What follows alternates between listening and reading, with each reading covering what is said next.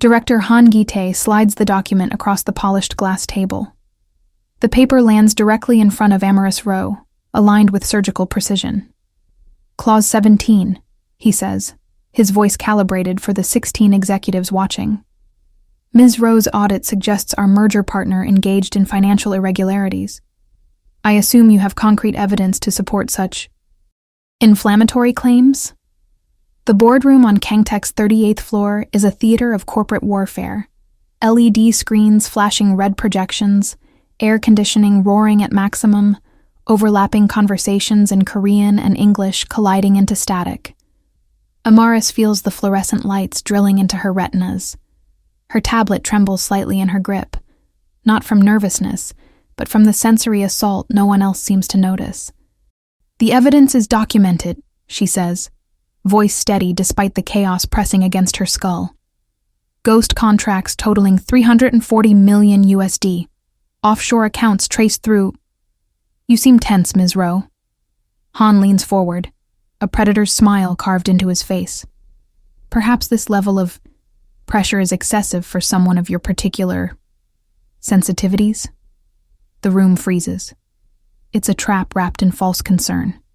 The kind of verbal landmine that destroys careers. Amaris's mind fragments under the overlapping stimuli. 16 people staring, the LED screens pulsing, someone's perfume choking the recycled air. 3 seconds of silence stretch into public execution. Then Kang Jun-hyuk stands. He doesn't raise his voice. He doesn't perform. Turn off half the lights. One speaker at a time. The room shifts. Someone hits the light panel. The intensity drops. Jun-hyuk crosses the room, Italian suit moving like water, and stops beside her chair. He leans down, close enough that his words are only theirs. What do you need right now? No one has ever asked that question before. Not in 32 years.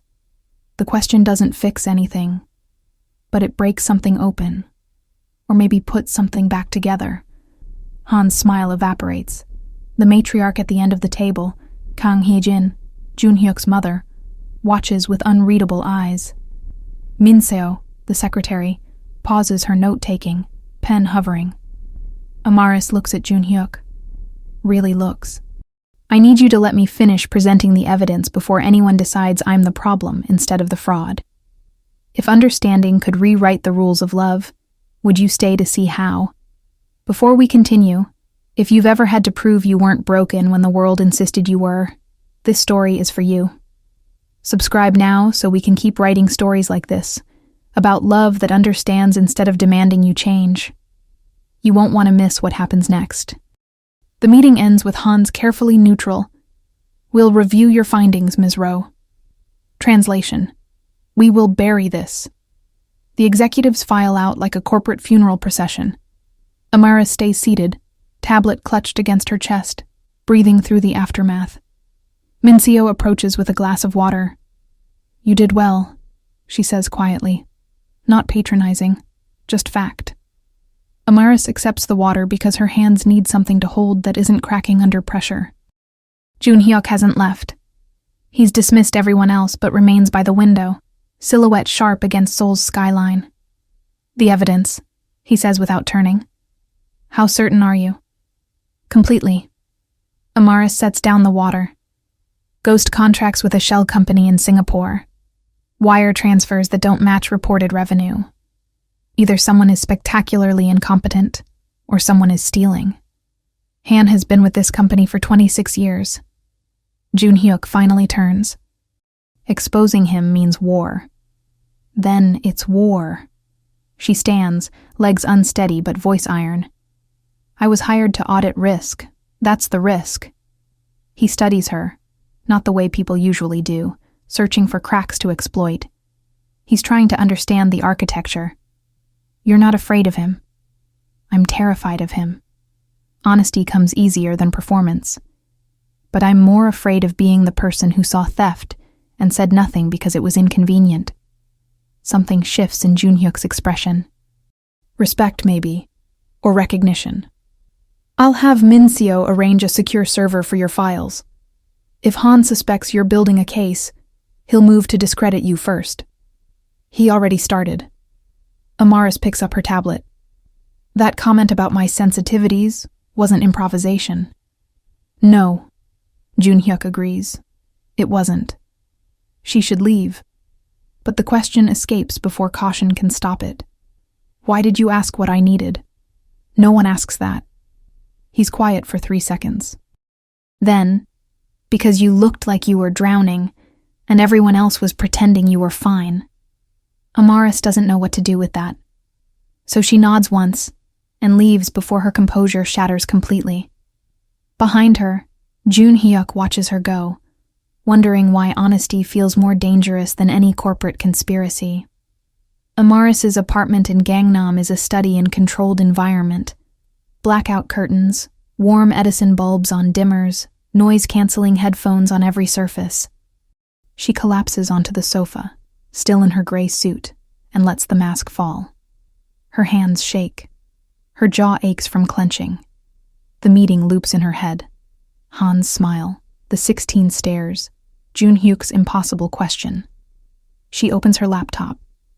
The evidence file stares back. Spreadsheets, wire transfers, emails with subject lines like revised projections that hide financial crimes in corporate euphemism. 3 months of work, irrefutable, and absolutely career-ending if she's wrong, or if she's right and no one cares. Her phone vibrates. A text from Dr. Clara M. Bai. Check in tomorrow at 4 p.m. your time. How are you holding up? Amaris types. Presented findings today. It went as badly as expected. Worse, maybe. Clara's response is immediate. Worse how? Director weaponized my autism in front of 16 people. COO intervened. I don't know what that means yet. 3 dots pulse. Then, we'll unpack that tomorrow. For tonight, what do you need? That question again. Amaris closes her eyes. Types. To know I'm not imagining the fraud because my brain works differently. You're not imagining it. Your brain is why you saw what everyone else missed. Remember that. Amaris saves the message. She'll need it later. 2 days after the boardroom disaster, Junhyuk sends an email at 9:47 p.m. Need to discuss audit findings. Available tonight? Amaris stares at the message. Professional protocol says tomorrow during business hours. But something in the timing feels urgent. She replies, yes. Office? My office. 10:30 p.m. Fewer people. When Amaris arrives, Kangtech's 40th floor is nearly empty, just security and the hum of servers. Junhyuk's office is all glass and steel, floor-to-ceiling windows overlooking the city. He's removed his jacket, sleeves rolled to his elbows, tie loosened. Human, almost. Thank you for coming. He gestures to the conference table, not his desk. Equalizing power. I've been investigating irregularities for 4 months. Your audit confirms what I suspected, but couldn't prove alone. Amaris sits, pulling out her tablet. Why couldn't you prove it? Because I'm the COO. If I accuse a senior director without ironclad evidence, it looks like a power play. He opens a folder. Physical paper. Old school security. But an external consultant with no political stake? That's credible. So I'm your weapon. You're the truth. He slides the folder toward her. These are internal emails I shouldn't have access to. Han discussing revised accounting with someone outside the company. I need you to connect them to your evidence. Amaris scans the pages. Her brain catalogs patterns instantly. Dates matching wire transfers. Amounts that align with her ghost contracts. This is it, she breathes. This is the confession. Can you integrate it into your report? Yes. But, she looks up. If we do this, Han will come after both of us. You're protected by family ownership. I'm not. Junhyuk meets her eyes. I won't let him destroy you. You can't promise that. No, he admits. But I can promise I won't let it happen without a fight. The honesty is disarming. Amaris nods slowly. Okay, let's finish this. They work until 2 a.m., cross-referencing documents. building an unassailable case. At some point, Jun-hyuk notices Amaris squinting against the overhead lights and, without comment, turns off half of them. She doesn't thank him aloud, but she notices. When they finally finish, he walks her to the elevator. "You're meticulous," he says. "I've worked with dozens of consultants. You're different." Different how? She braces for the usual. Intense, obsessive, difficult, precise, uncompromising, clear. He pauses. It's refreshing. The elevator arrives. Amara steps in, then turns. "Jun-hyuk, why are you really doing this?" He doesn't deflect. "Because my father built this company by using people. I won't inherit that legacy." The doors close between them. Amaris rides down 40 floors, wondering if integrity is enough to survive what's coming. The article drops on a Thursday morning. Foreign consultant influences Kyungtech COO amid billion-dollar merger. The headline is poison. The content is worse. Anonymous sources suggesting Amaris's personal relationship with Jun-hyuk compromises her audit, that her findings are emotionally driven rather than factual. Amaris reads it 3 times, nausea rising. She hasn't even published her report yet. Someone leaked the existence of the investigation and twisted it into scandal. Her phone explodes. Emails from colleagues, messages from her firm, a terse summons from Kyungtech's board. Min-seo texts, "Don't respond to press." Jun-hyuk is handling it. But when Amaris arrives at Kyungtech, the damage is already viral. Photographers camp outside.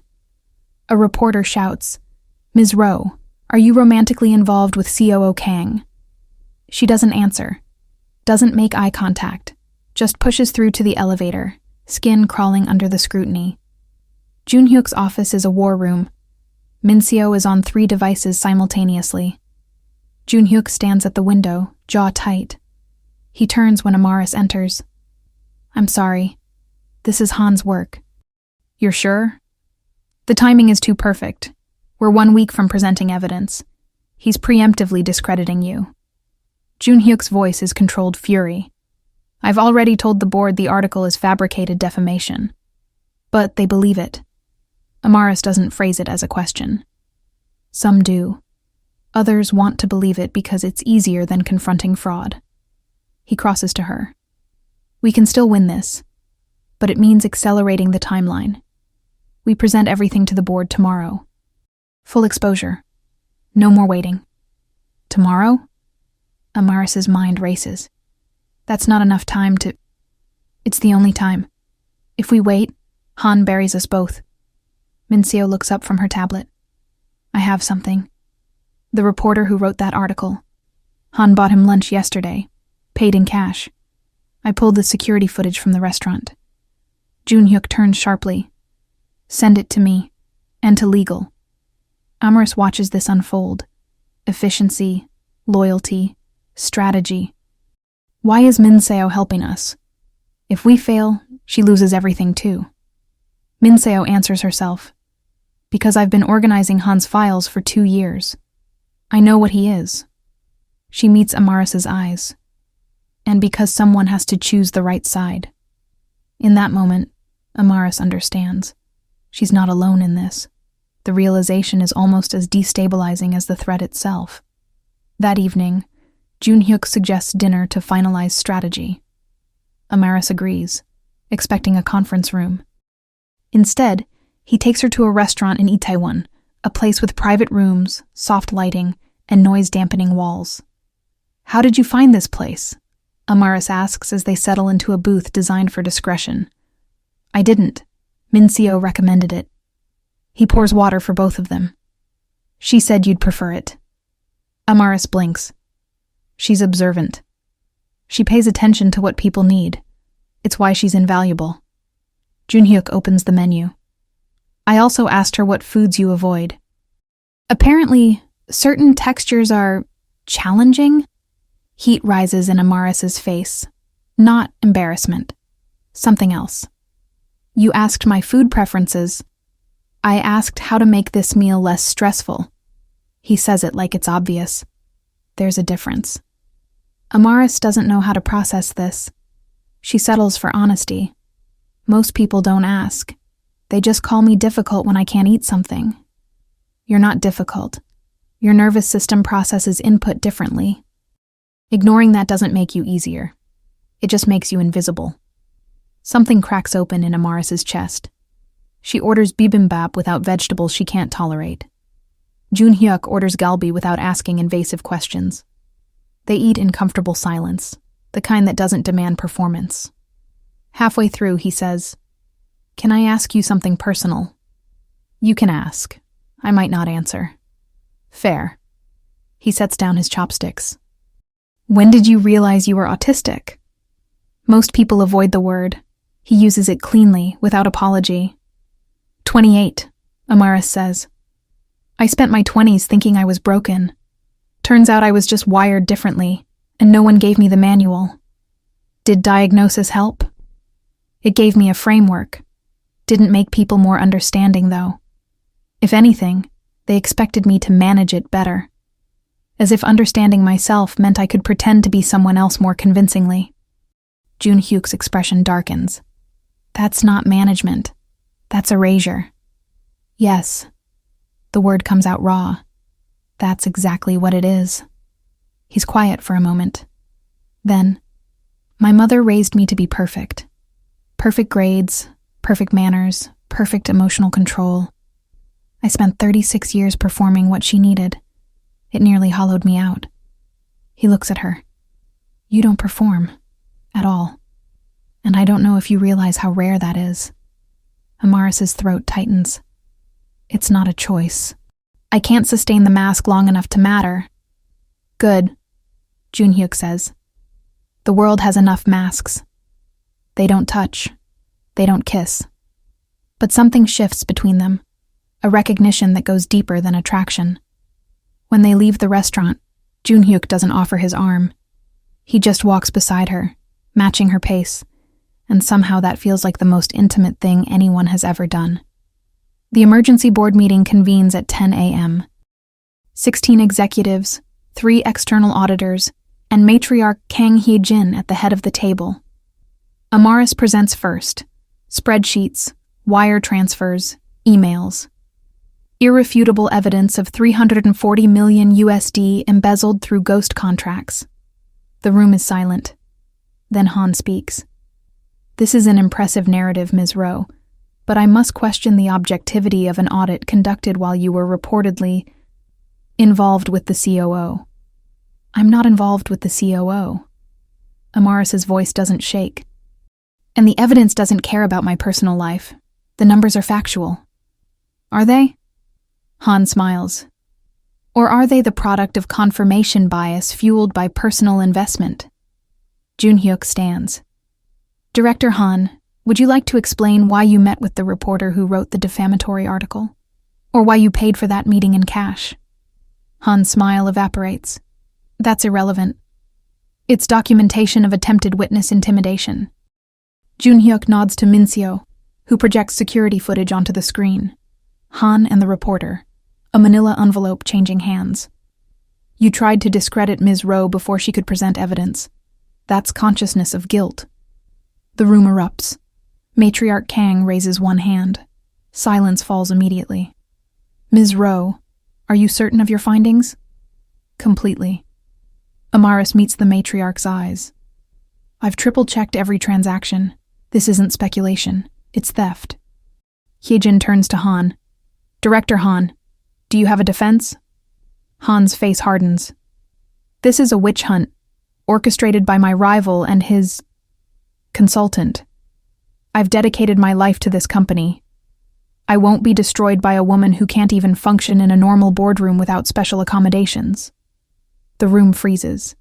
It's the nuclear option, weaponizing Amaris's autism in front of everyone who matters. Amaris feels her vision narrow, the edges of the room blurring. But before panic can take over, Junhyuk's voice cuts through. Director Han just confirmed he's been illegally accessing Ms. Rowe's medical records, because that's the only way he'd know about her neurological profile. Which, for the record, Makes her more qualified for this audit, not less. Autistic pattern recognition is why she found fraud you all missed for years. Mincio stands. I also have records of Han attempting to bribe me 6 months ago. I documented everything. The tide turns. Matriarch Kang's expression shifts from neutral to something colder. Director Han, you're suspended pending external investigation. This meeting is adjourned. Han leaves, his empire crumbling. Executives file out, whispering. Amaris remains seated, adrenaline crashing into exhaustion. Jun Hyuk approaches, crouches beside her chair. You did it. The evidence held. We did it. Amaris manages a shaky smile. I couldn't have survived that alone. You shouldn't have had to. For the first time, Amaris lets herself believe him.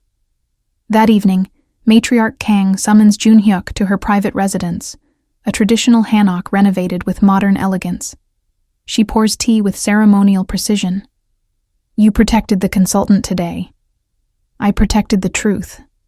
Jun Hyuk accepts the cup with both hands, respectful but unyielding. Han was stealing. Amaris proved it. And in doing so, you made an enemy of a man with decades of influence. Heejin sips her tea. You also made it very clear that you care about this woman beyond professional courtesy. If caring about integrity is a crime, I'm guilty. Don't be glib. Her voice sharpens. That woman is foreign, neurodivergent, and now entangled in corporate scandal. Associating with her damages your reputation. Or it clarifies what I value. Jun Hyuk sets down his cup. You raised me to lead. Leadership means making difficult choices. I choose honesty over convenience. Even if it costs you this company? Especially then. Heejin studies her son, the man she molded, now refusing her design. You love her. It's not a question. Jun Hyuk doesn't deny it. I respect her. I admire her. And yes, I care about her in ways I don't fully understand yet. But I didn't protect her because I love her. I protected her because she was right. And if the board disagrees, if they remove you to appease Han's allies, then I'll have lost a position, not my integrity. Silence stretches. Then Hae-jin surprises him. Your father would have sacrificed her without hesitation. I'm not my father. No, Hae-jin agrees quietly. You're not. I'm beginning to think that's a good thing. Jun Hyuk leaves unsure if he's been blessed or warned. Either way, the path forward is clear. Amaris makes it home before the crash. She locks her apartment door, drops her bag, and collapses onto the floor. The mask she's worn for weeks, smiling through sensory overload, articulating complex evidence, enduring public scrutiny, shatters. She can't breathe. The walls press in. Every sound is broken glass against her nervous system. She crawls to her bedroom, pulls the weighted blanket over herself, and lets the sobs come. Ugly, gasping, uncontrollable. She's won. The fraud is exposed. Han is suspended. So why does she feel like she's dying? Her phone buzzes. Doctor. Clara's face fills the screen. Video call. Amaris almost declines, but she answers, camera angled so Clara sees only ceiling. I can't talk right now. Then don't talk. Just breathe with me. Clara's voice is steady, a lifeline. In for 4, hold for 4, out for 4. Amaris follows the rhythm. Slowly, agonizingly, her nervous system downshifts from crisis. After 5 minutes, she adjusts the camera. Her face is wrecked. Tears, red eyes, exhaustion. I proved I was right. Why does it hurt this much? Because you've been performing competence under unimaginable pressure while people weaponized your neurology. Clara's expression is fierce compassion. You're not breaking down. You're finally processing what you've survived. I don't know if I can keep doing this, proving I'm not broken, defending my existence. It's exhausting, dehumanizing, unsustainable. Clara leans closer to her screen. So stop. Stop what? Stop proving. Stop defending. Exist as you are. Let the world adapt to you for once. And if they don't, then they lose access to you, which is their loss, not yours. Amaris closes her eyes. Junhyuk asked what I needed today. Twice. No one ever asks that. How did that feel? Terrifying. Like if I tell him the truth, he'll realize I'm too much work and leave. Or, Clara offers gently, he'll understand you better and stay. That's what people who actually love you do. Amaris doesn't respond. But she saves those words for later, when doubt creeps back in. 3 days after the board meeting, Jun Hyuk texts, "Can I see you?" Not about work. Amaris hesitates, then types, "My apartment. 7 p.m. I can't do crowds right now." He arrives exactly on time, holding takeout from the restaurant in Itaewon. The same dishes they ordered before, textures she can tolerate. "I didn't know what you'd want," he says, "so I guessed based on last time." "You remembered my order?" I pay attention. They eat on her sofa, quiet and unhurried. Junhyuk doesn't fill the silence with small talk. He just exists beside her, comfortable with stillness. Finally, he says, "I know the past week was brutal. I wanted to check on you." "I'm surviving." "That's not the same as being okay." "No," Amaris admits. "It's not. I had a complete meltdown 2 days ago. Couldn't speak, couldn't move, just collapsed under everything. I'm sorry you went through that alone." "I wasn't alone. My therapist talked me through it." She picks at her food. "But it made me realize something. I can't keep performing normalcy to make other people comfortable. It's killing me." Junhyuk sets down his chopsticks, turns to face her fully. "Then don't. It's not that simple. It is with me." His voice is quiet intensity. "You don't have to perform anything. Not competence, not ease, not neurotypical social scripts. Just be exactly who you are. And if who I am is too difficult, you're not difficult. You're honest. The world calls that difficult because honesty is inconvenient." He reaches out, then pauses. "Can I touch your hand?" The question undoes her. Amaris nods. His fingers lace through hers. Warm, steady, intentional. "I don't know how to do this," she whispers. "Every relationship I've had required me to minimize myself. I don't know how to be fully me and still be loved. Then we'll figure it out together."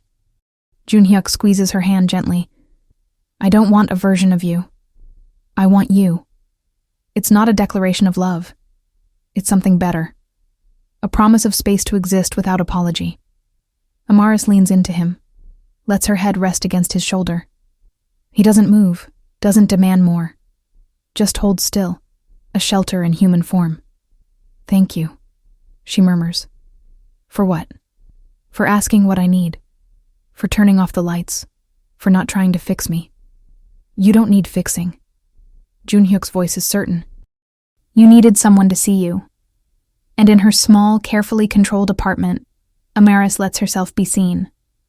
The press doesn't let the story die. New articles surface. Kyungtech consultants' autism raises, questions about audit validity. Talk shows debate whether neurodivergent professionals should handle high-stakes work.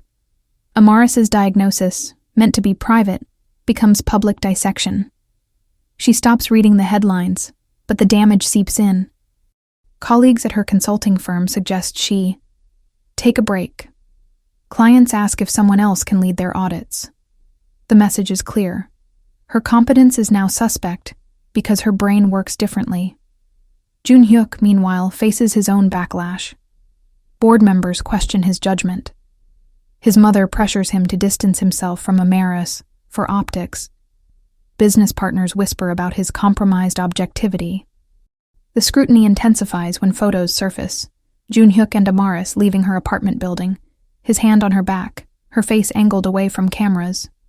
The headline, Kyungtech COO's relationship confirmed. How personal became professional. Min Seo finds Amaris in an empty conference room, staring at the article on her tablet. Don't read that garbage. Too late. Amaris's voice is hollow. They're right, though. My relationship with Jun-hyuk does compromise the optics. Optics aren't truth. You exposed real fraud. Han is under criminal investigation. That's what matters. But I've become the story instead of the crime. Amaris sets down the tablet. Maybe I should resign. Let the evidence stand on its own without me complicating it. Or, Min Seo says firmly, you could stop letting abusers rewrite the narrative. Han weaponized your autism because he had no defense against your evidence. Don't give him a posthumous victory. Amaris looks at this young woman who's risked everything to stand beside her. Why are you so loyal? You barely know me. Because I'm tired of watching competent women be destroyed for being inconvenient. Min Seo sits beside her. And because you treat me like a person, not a secretary. That's rare. Before Amaris can respond, Jun-hyuk enters. He looks exhausted, tie askew, hair disheveled. I've been in board meetings for 6 hours. They want me to issue a public statement distancing myself from you. Amaris's stomach drops. And will you? No. He crosses to her. I'm issuing a statement confirming that I respect you professionally and personally, that your audit was conducted with complete integrity, and that anyone questioning your competence based on neurology can take it up with me directly. Jun-hyuk, that's career suicide. It's honesty. He crouches in front of her chair. I'm not ashamed of caring about you. I'm not going to pretend your autism makes you less qualified when it's exactly why you excel, and I'm not letting public opinion dictate my integrity. Your mother will disown you. Maybe. But I'll still be able to look at myself in the mirror. Min Seo clears her throat. I have a better idea. What if we flip the narrative? Instead of defending, we go on offense. I can arrange an interview. Reputable journalist, your terms. Let Amaris tell her own story before others define it for her. Jun-hyuk looks at Amaris.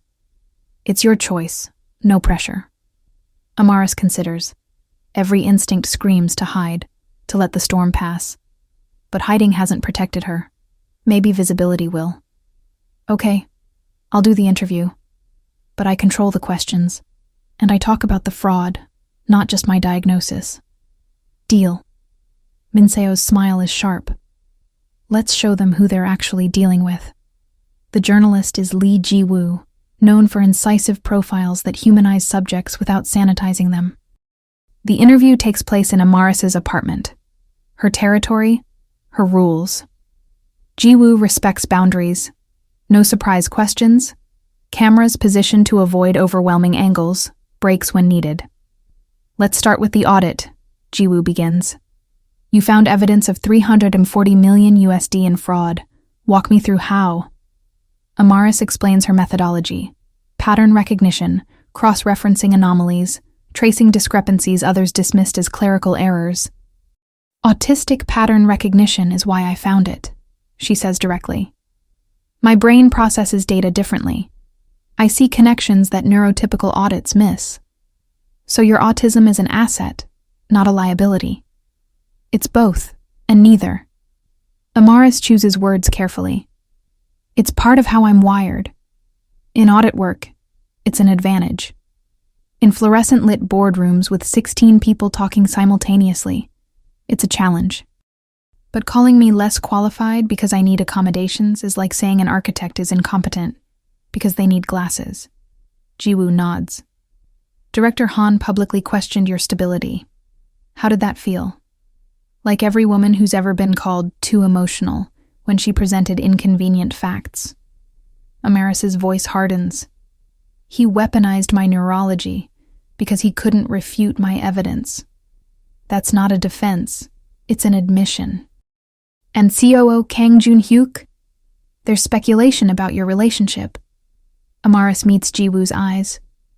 Jun-hyuk is the first person in my professional life who asked what I needed instead of demanding I perform normalcy. That's not romance. That's basic human decency. But apparently, treating a neurodivergent woman with respect is so rare it looks like favoritism. Are you romantically involved? That's private. What's public is this. My audit stands on evidence, not relationships. If people can't separate professional competence from personal life, that's their failing, not mine. The interview publishes 2 days later. The response is polarized. Half the internet praises her candor, half accuses her of playing the victim. But something shifts. The conversation moves from, can autistic people do this work? To, why are we questioning competence instead of addressing fraud? Jun Hyuk texts after the article drops. You were brilliant. Proud of you. Amara saves the message. She'll need it for the battle still coming. Matriarch Kang calls an emergency shareholder meeting. The agenda: vote on Jun Hyuk's future as COO. Han's allies, still numerous despite his suspension, push for removal, citing compromised judgment and reputational damage. Jun Hyuk's fate balances on a knife's edge. Amaris isn't invited, but Minseo texts live updates. Vote is split. Your interview swayed some moderates, but Old Guard is holding firm. It's going to come down to your mother's deciding vote. Amaris paces her apartment, useless and furious. This is her fault. Her existence, her honesty, her refusal to disappear politely. Jun Hyuk is losing everything because he defended her. Then, Minseo's next message. Matriarch just stood up. She's speaking. Amaris's phone rings. It's a number she doesn't recognize. She answers. Hello? Ms. Rowe. This is Kang Hye-jin. Amaris's breath catches. Matriarch Kang. I'm calling from the shareholder meeting. I want you to hear this directly. There's a pause. Then Hye-jin's voice echoes through speakerphone, addressing the room. For 30 years, I prioritized stability over ethics. I tolerated corruption because confronting it was inconvenient. My son refused to inherit that cowardice. He chose truth over comfort, integrity over optics.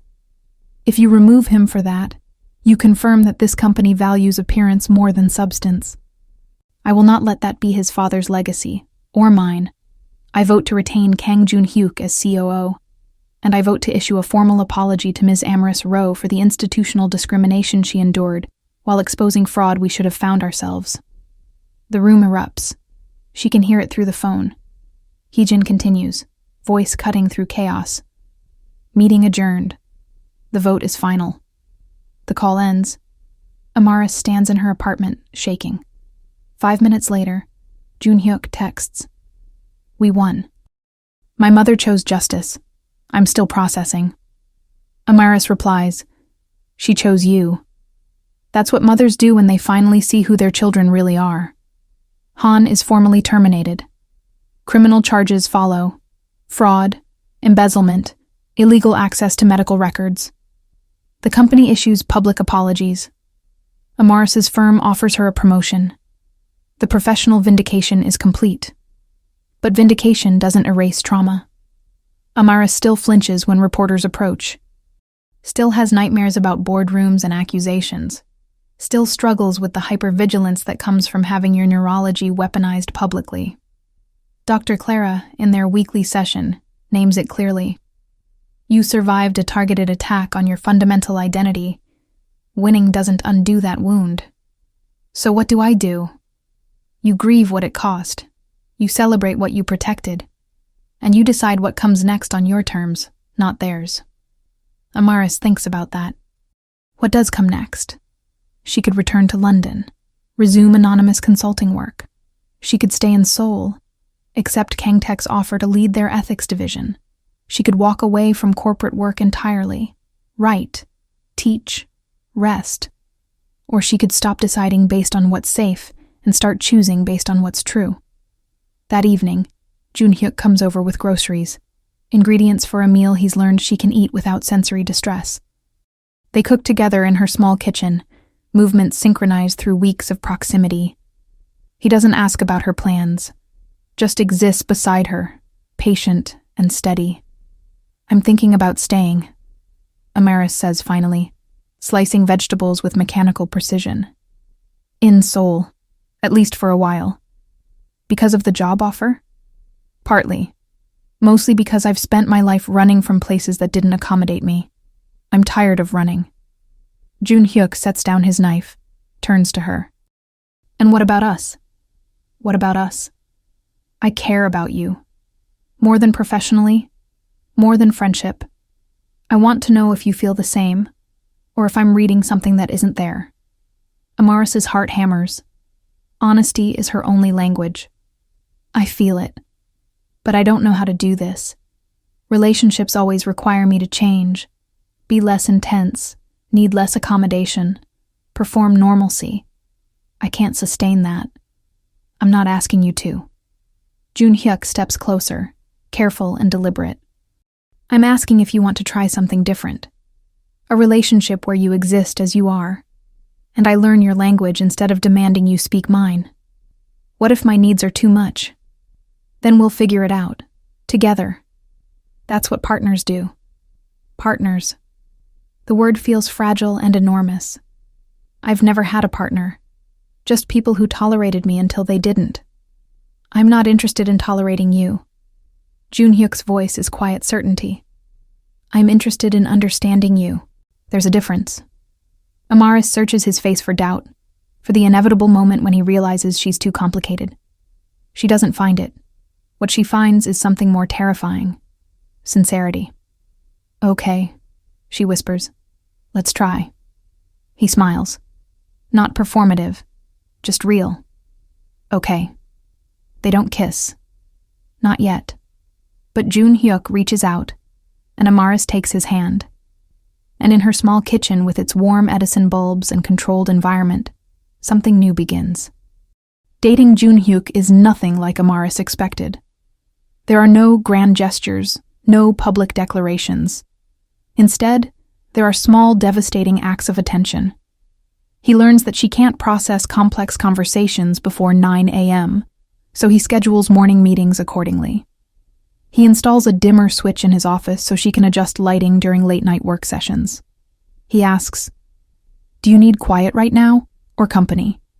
and respects whichever answer she gives. It's disarming. Amaris keeps waiting for resentment, the inevitable moment when her needs become burdensome. But it doesn't come. Instead, Jun-hyuk seems curious. Like understanding her is a language he wants to learn fluently. One evening, 3 weeks into their undefined but real relationship, Amaris has a sensory overload at a work dinner. Too many people, too much noise, overlapping conversations drilling into her skull. She excuses herself to the restroom, locks herself in a stall, and practices breathing exercises. When she emerges, Jun-hyuk is waiting in the corridor. He doesn't ask if she's okay. He can see she's not. Just says quietly, "I told them you had an urgent call. We can leave." "You don't have to. I want to. That dinner is performative networking. You're real. Easy choice." They take a taxi back to her apartment. Amaris collapses onto her sofa, weighted blanket pulled tight, and Jun-hyuk sits on the floor nearby. Close enough to be present, far enough not to overwhelm. After 20 minutes, when her nervous system finally downshifts, she says, "I'm sorry." For what? For being complicated. For needing to leave. For... Amaris. He turns to look at her. You're not complicated. You're specific. There's a difference. Complicated implies unnecessarily difficult. Specific means knowing what you need and communicating it. That's not a flaw. Most people don't see it that way. Most people are wrong. She laughs, surprised and a little broken. You say that like it's simple. It is simple. Difficult, but simple. He shifts to sit beside her on the sofa. I spent 36 years performing what other people needed. I know what it costs. I won't ask you to pay that price. Amaris studies him. This man who was raised for perfection, choosing honesty instead. What do you need? In this relationship, I mean. I've been so focused on my requirements, I haven't asked yours. Jun-hyuk considers. Honesty, even when it's uncomfortable. I need to know when something isn't working for you, not 3 months later when resentment has calcified. I can do honesty. I know. It's one of the things He pauses, recalibrating. It's one of the reasons I care about you. You were going to say love, Amaris observes. I was, but I didn't want to pressure you. It wouldn't be pressure. It would be information. She turns to face him fully. I think I'm falling in love with you. I don't know if I'm doing it correctly, but that's what this feels like. Junhyuk's smile is sunlight breaking through overcast. There's no correctly. There's just us, figuring it out. He leans in slowly, giving her time to retreat. She doesn't. Their first kiss is careful, exploratory, honest. When they pull apart, Amaris whispers, I've never felt this safe with someone. Good. Junhyuk murmurs against her temple. That's how it should feel. But safety is fragile. 2 weeks later, an anonymous package arrives at Amaris's office. Copies of her psychiatric evaluations, therapy notes, medication history, stolen medical records, now weaponized. Attached is a note. If the audit report is published, these go public. Choose carefully. Han. Even suspended and facing criminal charges, he still has reach. The message is clear. Destroy Amaris's credibility, or be destroyed. Amaris calls Junhyuk immediately. He arrives within 20 minutes, Min-seo in tow. They stare at the documents spread across Amaris's desk. This is illegal, Min-seo says. Medical records theft is a felony. He's already facing fraud charges, Junhyuk growls. What's one more crime? The question isn't legality. Amaris's voice is hollow. It's damage control. If he releases these, every outlet will run headlines about my mental health. The audit becomes suspect. Han wins, even from prison. Not if we release them first, Min-seo says slowly. On your terms, control the narrative. Amaris stares at her. You want me to voluntarily publish my psychiatric history? I want you to take his weapon away. If you disclose it yourself, contextualize it, explain how diagnosis helped rather than hindered, he can't weaponize it. That's asking Amaris to expose her most private information to millions of strangers, Junhyuk snaps. That's not strategy. It's re-traumatization. It's my choice. Amaris's voice cuts through the argument. Both turn to her. And Min-seo's right. If I let fear of exposure control me, I'm still letting him win. But if I choose vulnerability, if I say, yes, I'm autistic, I'm in therapy, I take medication, and none of that makes my work less valid, then what weapon does he have left? Junhyuk moves to her side. You don't have to do this. No, but I want to. Not because I'm brave, but because I'm tired. Tired of hiding, tired of performing, tired of letting abusers dictate my humanity. She looks at Min-seo. Set up another interview. I'll tell the whole story. On my terms. The second interview is raw. Amaris talks about late diagnosis, about years of thinking she was broken, about therapy and medication and the exhausting mask she wore to survive.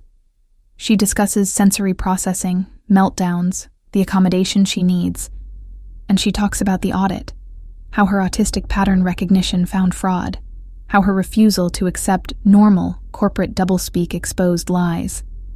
Director Han tried to use my medical history as blackmail, she says directly to camera. He thought my neurodivergence was a weakness. But here's what he didn't understand. My autism is why I'm good at this work. It's why I saw patterns he missed, why I asked uncomfortable questions, why I didn't accept revised accounting as an explanation for theft. So if he wants to release my psychiatric records, fine. Let the world see that autistic people are competent, rigorous, and uncompromising. Let them see that we don't need to be fixed to excel. We need to be understood. The interview goes viral, not as scandal, as revolution. Neurodivergent professionals share their own stories. Companies begin conversations about accommodations. The narrative shifts from "Is Amaris Rowe credible?" to "Why aren't we making space for neurodivergent excellence?" Han's blackmail evaporates.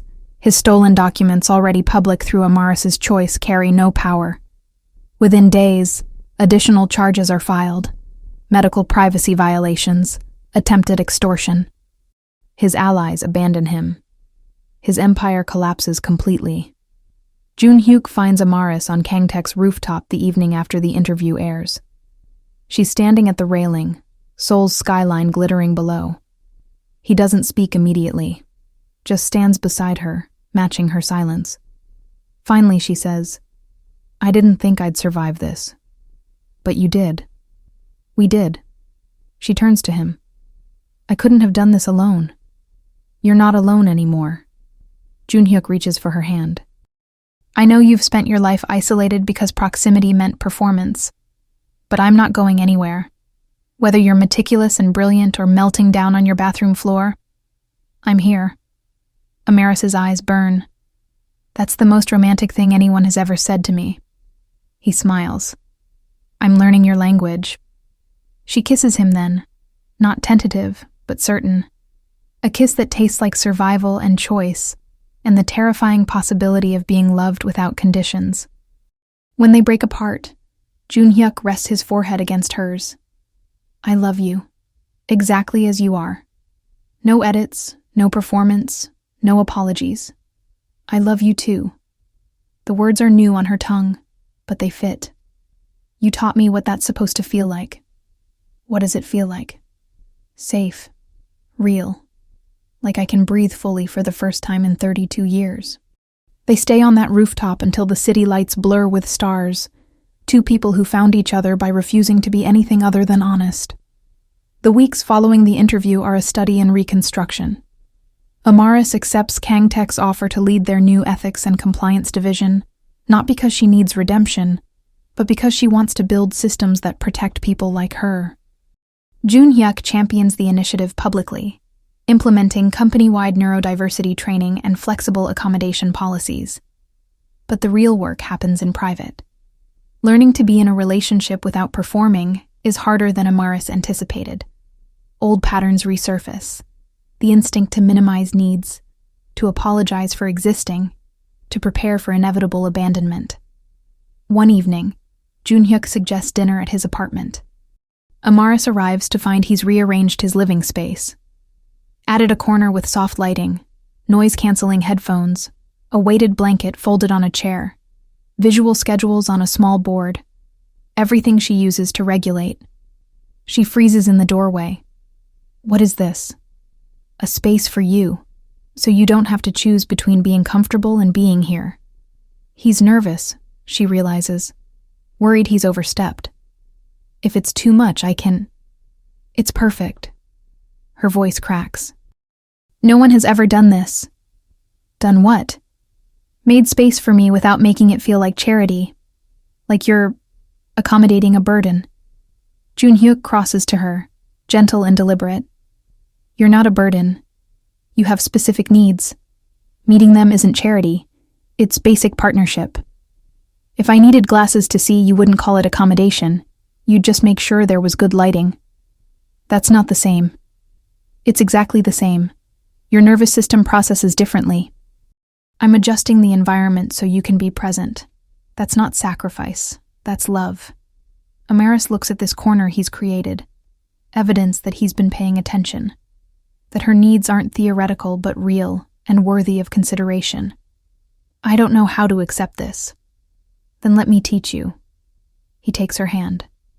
"The same way you taught me that honesty is more valuable than performance."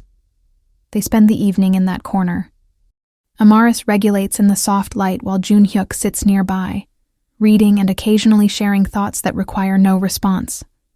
It's intimate in a way she's never experienced, being fully herself, needs and all, without apology or explanation.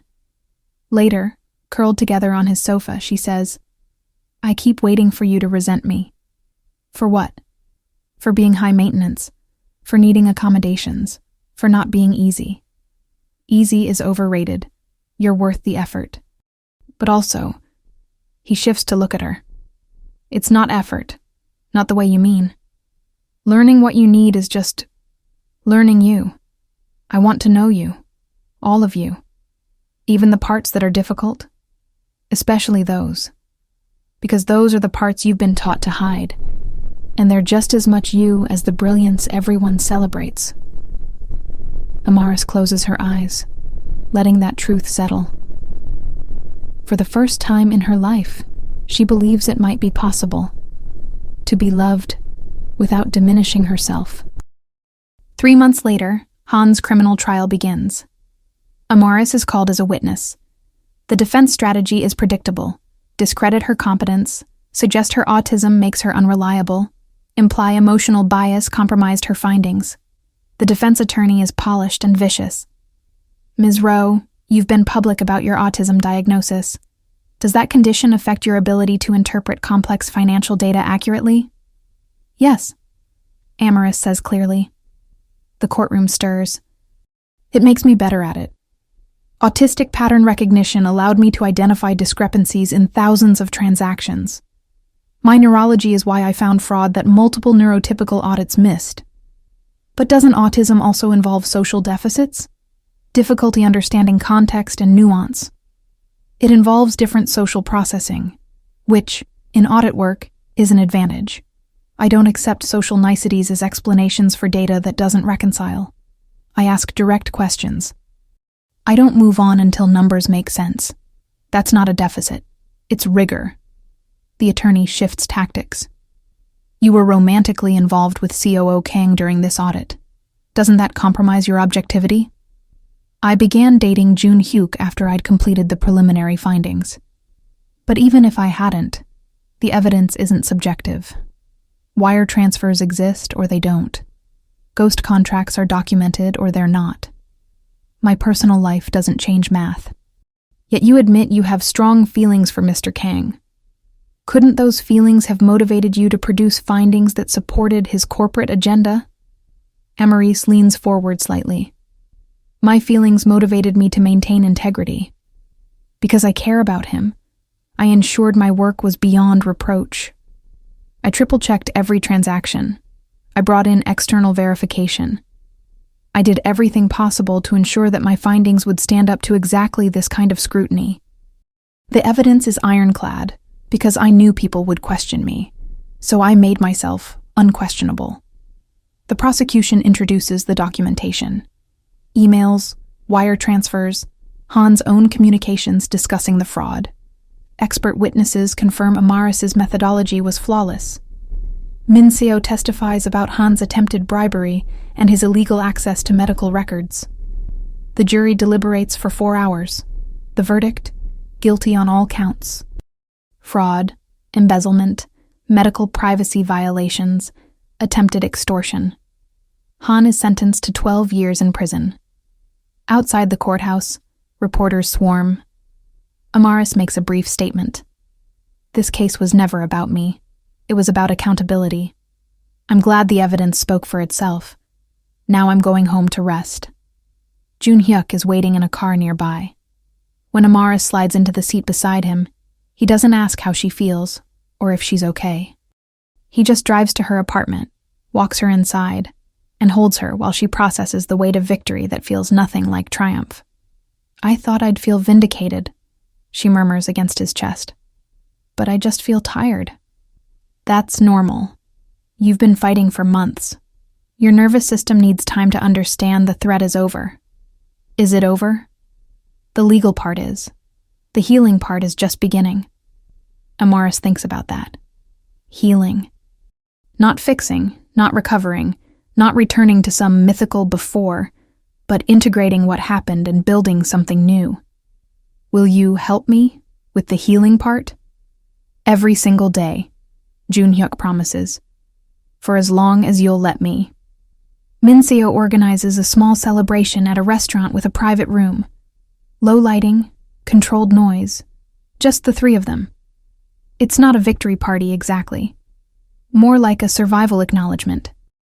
To seeing what others missed, Min Seo toasts, raising her glass. To choosing the right side, Jun Hyuk adds. To not being broken, Amaris finishes quietly. They drink. Over dinner, Min Seo shares that she's been offered a promotion, executive assistant to the board, a role with real influence. I almost didn't apply. Thought I should stay invisible, you know? But watching you both refuse to disappear, it made me braver. You were already brave, Amaris says. You just needed permission to show it. Maybe. But you gave me that permission. Minseo smiles. So thank you for being inconveniently honest. Later, after Minseo leaves, Junhyuk and Amaris walk along the Han River, the city lights reflecting on dark water. They don't talk much. Don't need to. Their silence has become its own language. Companionable, comfortable, chosen. Finally, Junhyuk says, I've been thinking about something. What? Moving. Not far. Just to a place with better lighting control, quieter surroundings. Somewhere designed for you. Amaris stops walking. You'd move for me? I'd move with you. There's a difference. He turns to face her. I'm not asking you to move in together yet. I know that's a huge decision. But I want to find a space where, when you're ready, you could be comfortable. Where your needs are built into the foundation, not added as afterthoughts. That's... Amaris struggles for words. That's the most considerate thing anyone has ever offered me. It's selfish, actually. I want you to want to be in my space. That means making my space somewhere you can exist without depleting yourself. She reaches for his hand. I think I'm ready. To move in together, I mean. Not immediately. I need time to prepare, to adjust. But soon. Junhyuk's smile is sunrise. Then we'll do it at your pace. No rush, no pressure. Just us, building something that works for both of us. They resume walking, hands linked, planning a future neither of them thought they'd be brave enough to reach for. The new apartment is in Hanam-dong, quieter than Gangnam, with floor-to-ceiling windows that let in natural light and blackout curtains for when she needs darkness. Every room has dimmer switches. The bedroom has weighted blankets in 3 different weights. The kitchen is organized with visual labels, Amaris's system, Junhyuk's adaptation. Moving in together is harder than either anticipated. Amaris has routines that can't be disrupted without consequences. Junhyuk has work habits that don't always align with her sensory needs. They collide, recalibrate, collide again. One particularly difficult evening, Amaris has a meltdown triggered by unexpected construction noise from the apartment above. She shuts down completely, nonverbal, unresponsive, curled in the bedroom closet with noise-canceling headphones. Junhyuk finds her there. Doesn't try to coax her out. Doesn't ask if she's okay. Just sits outside the closet door, close enough that she knows he's there but not so close that his presence overwhelms.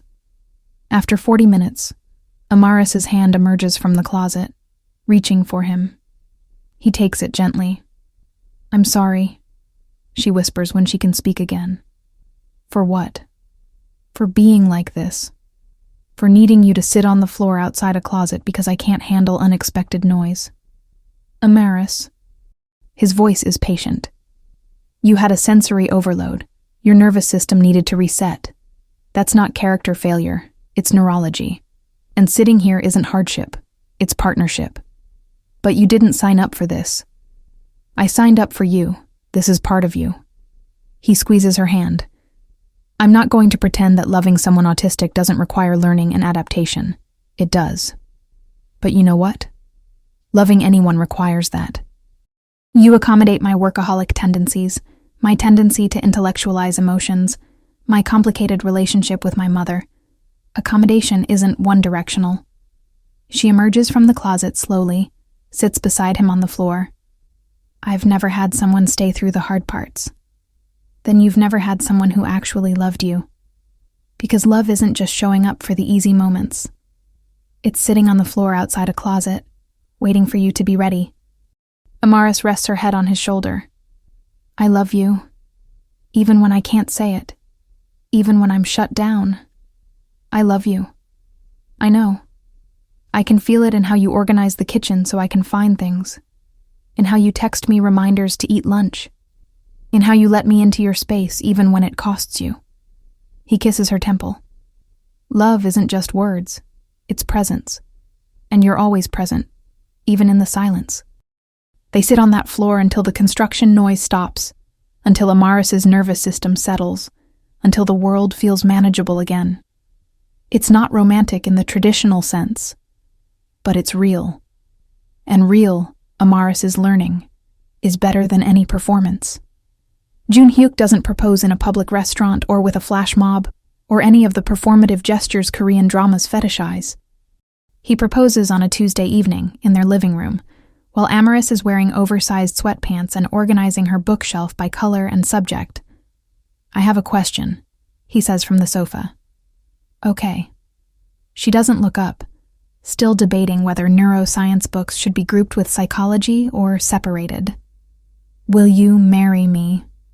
Her hands freeze on a book about pattern recognition. She turns slowly. Junhyuk is holding a ring. Simple platinum band with a single diamond, elegant and understated. He's not on one knee. He's just sitting there, vulnerable and certain. "You're serious," Amaris whispers. "Completely. I've been thinking about it for months, but I didn't want to do some elaborate proposal that would overwhelm you. So I'm asking here now, in our space where you're comfortable. No pressure, no audience, just us.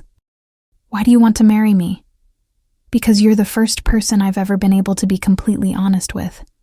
Because you taught me that love doesn't require performance. Because every day with you is better than the best day I had before you." He stands, crosses to her. "Because when I imagine my future, you're in every version of it that matters." "I'm not easy to love," Amaris says, old wounds speaking. "You're not hard to love. You're specific to love. And I'm fluent in your language now." He holds out the ring. "So, Amaris Rowe, will you marry me?" She looks at the ring, at him, at the life they've built in this apartment, with its dimmer switches and weighted blankets and mutual accommodation. "Yes, but I need you to understand something." "What?" "I'm going to have meltdowns. I'm going to need routines you'll find inconvenient. I'm going to be unable to do things that seem simple to you. Marriage to me means signing up for all of that. Forever. I know. And marriage to me means signing up for workaholic spirals, emotionally distant periods when I'm stressed, and a complicated family. We're both complicated humans. That's not a deal breaker. It's just the truth." Amaris extends her hand. Junhyuk slides the ring onto her finger. It fits perfectly. Because he paid attention. Because he asked her best friend from London what size. Because he cares about details. "I love you," she says, in case that wasn't clear. It was clear, but I never get tired of hearing it. They don't call anyone immediately. Don't post on social media. Just stand in their living room, holding each other, letting the enormity of choosing forever settle into their bones. Later, Amaris texts Dr. Clara. "I'm engaged. To someone who sees me completely and stays anyway." Clara's response. "That's not anyway. That's because. Congratulations. You deserve this." Amaris saves the message. She'll reread it on the days when doubt creeps in. They marry 6 months later in a small ceremony at a hanok in Bukchon, traditional Korean architecture with modern adaptations. 20 guests, all carefully chosen. Soft natural lighting.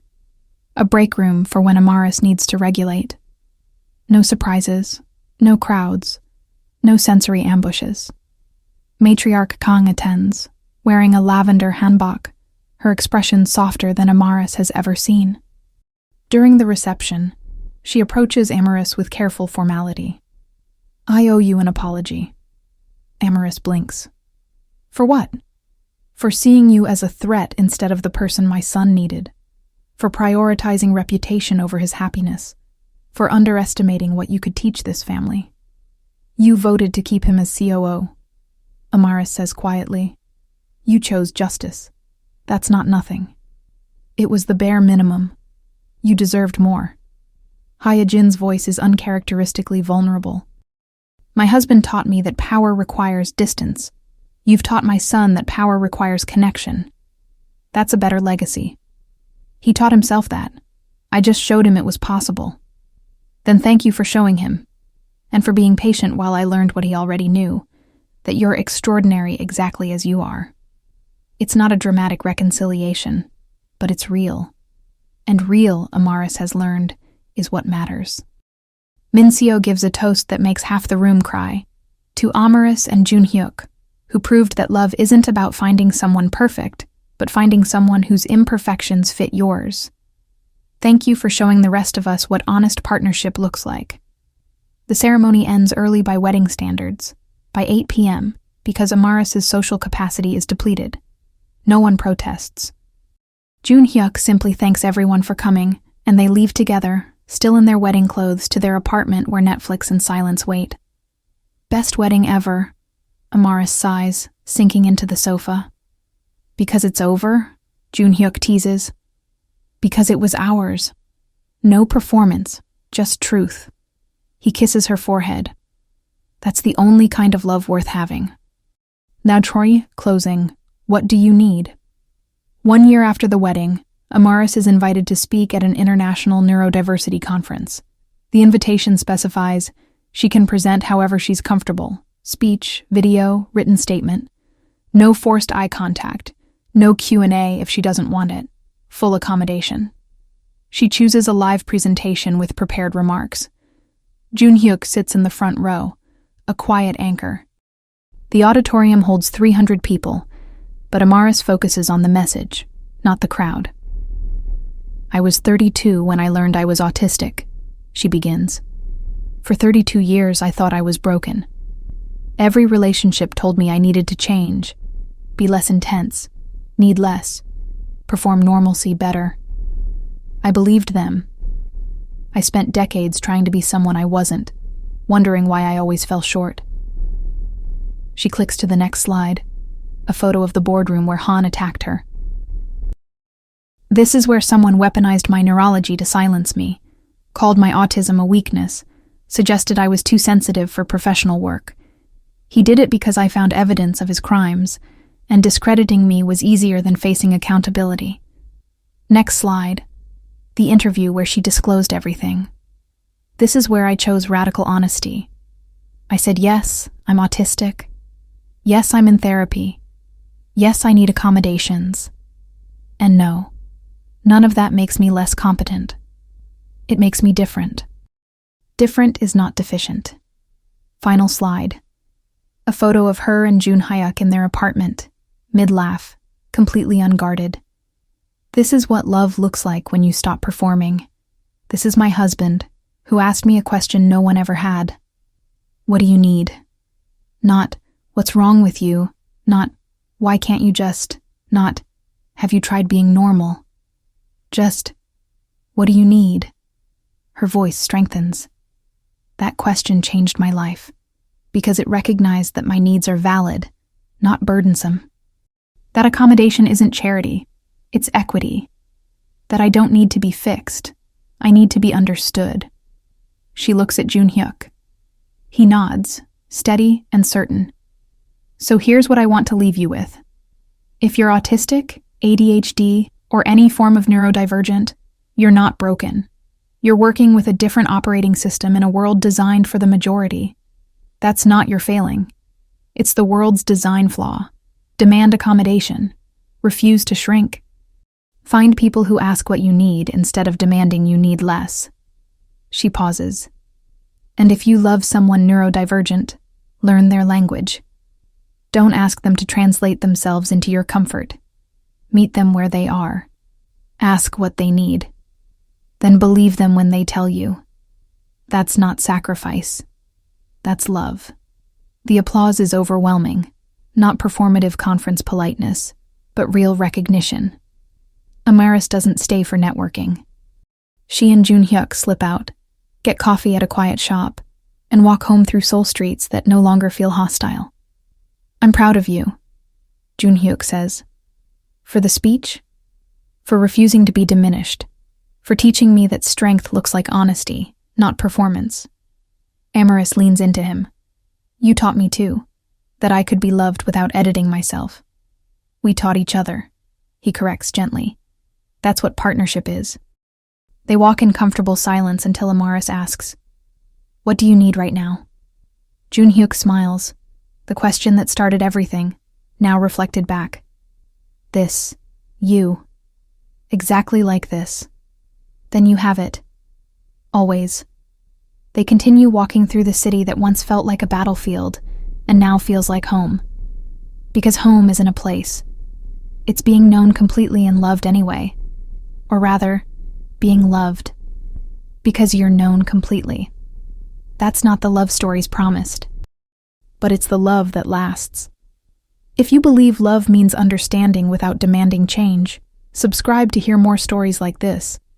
Because the world needs more narratives about people who refuse to be anything other than real, and the people who love them for it. Let us know in the comments. What small gesture made you realize someone truly saw you?